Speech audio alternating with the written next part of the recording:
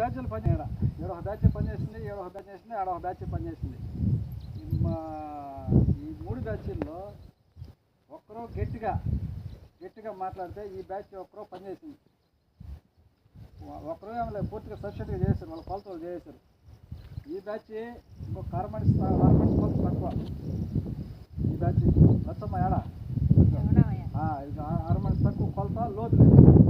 అదేనా ఇక్కడ మనం పనికి వస్తున్నామంటే ఏ రైతుకి పనికి పోయినా అక్కడ ఏంటంటే టైం కేటాయిస్తారు.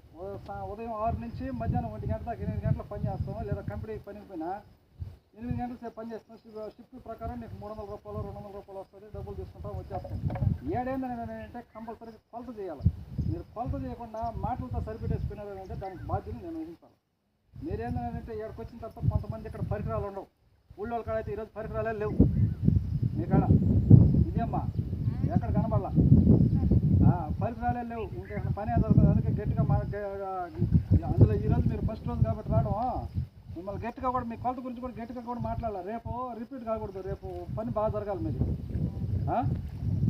పని బాగా జరగాల. రెండోది వచ్చేసి ఆ అంచు జోలికే బాగుంటుంది. మీరు ఏ అంచు జోలికే, ఆ పక్క అంచు జోలికే బాగుంది. వీళ్ళు ఎడ చేస్తారా అటు చేయాలా. మీరు ఫస్ట్ స్టార్టింగ్లో చేసేలా ఆ మాదిరిగా చేయాలా. పరికరాలు తెచ్చుకోవాలా, పని జరగాల. 4 గంటల సేపు టైం ఉంటుంది కాబట్టి 6 గంటల నుంచి 10:30 దాకా 4 గంటల సేపు 14 గంట లేదా 1 గంట ఇచ్చిన కొలతలో చేసే ఏదో 4 గంటేనాము ఫోటో తీసుకో. ఆ ప్రయత్నంలో మాత్రం చేయబాడు.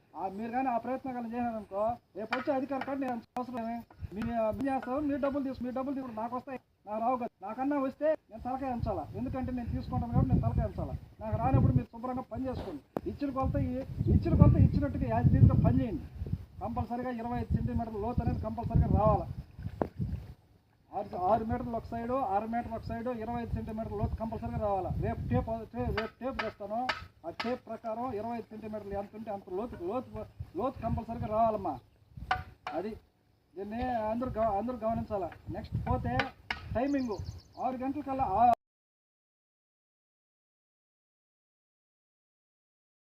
సంవత్సరానికి 365 రోజులు. మీకు ఎప్పుడు నేను పర్ఫెక్ట్గా రాగలను అని అనుకుంటే ఆ రోజు వచ్చేసేయండి. ఆ రోజు వచ్చి పర్ఫెక్ట్గా వచ్చి పని చేసుకొని గవర్నమెంట్కి అన్యాయం చేయకుండా న్యాయబద్ధంగా పని చేసుకొని వెళ్ళిపోండి. ఇది కరెక్ట్గా 6:30 కల్లా వచ్చేలా 10:30 దాకా కంపల్సరీగా ఉండాలా. నాకు గొర్రెలు ఉన్నాయి, లేకపోతే నాకు బర్రెలు ఉన్నాయి, నాకు ఇంట్లో ఇబ్బంది అంటే మాత్రం మా అధికారికి సమాధానం చెప్పుకోలేము. సడన్గా మీరు పోయిన రోజు ఎవరన్నా ఒక అధికారి వస్తాడు, అప్పుడు నేను తప్పు చేసినట్లు లెక్క. కాబట్టి ఏంటంటే టైమింగ్ కరెక్ట్గా పాటించాలా.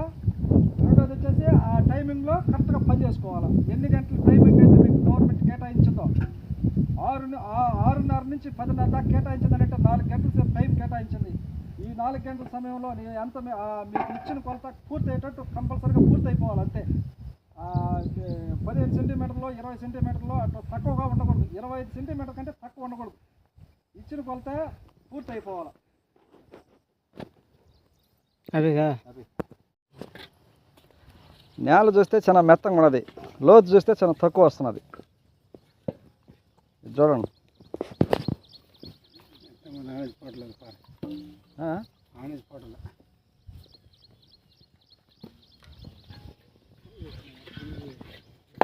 మీరు చెప్పే కారణాలు నేనైతే వింటాను, కానీ ఎవరు నా పై ఆఫీసర్లు వస్తారనుకో వాళ్ళు ఎనరు. ఇక్కడ వాతావరణ పరిస్థితులు ఎట్లున్నాయి, ఎండ ఉన్నదా, వాన ఉన్నదా, గాలి ఉన్నదా, ఎనరు వాళ్ళు. అర్థం చేసుకో.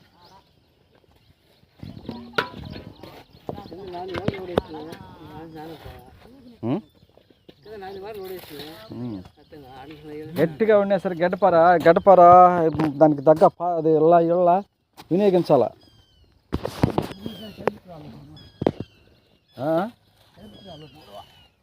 సరిపించుకొని వాటికి సిద్ధమై రావాలా. నీకు గవర్నమెంట్ 300 రూపాయలు కూలి ఇస్తుందని అంటే దానికి తగ్గ పని చేయాలా, దానికి తగ్గ టైం కేటాయించుకోవాలా, ఉండాలా. మనం ఊరికే నామకార్థకంగా ఆలోచించకూడదు.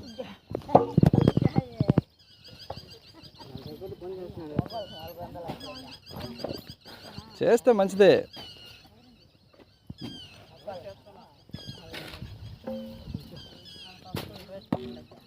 రోజు పదే లోతు గురించి చెప్పకూడదు. లోతు రాడాలి సక్రంగా. మీదైతే అస్సలు రావట్లేదమ్మా, మీదైతే లోతు అస్సలు రాడాలి. ఫస్ట్ స్టార్టింగ్లో అది వాల్ వేసుకుంటే కదా వస్తుందా?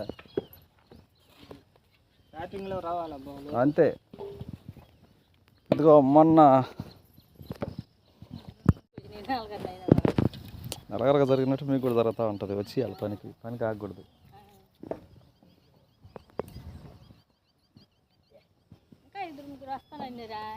ఎవరు వాళ్ళు? Ward member Venkata Subbamma. ఇంత చేయలేదా?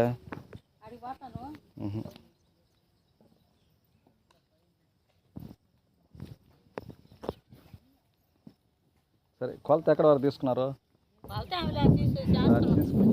కొలత తీసుకోండి.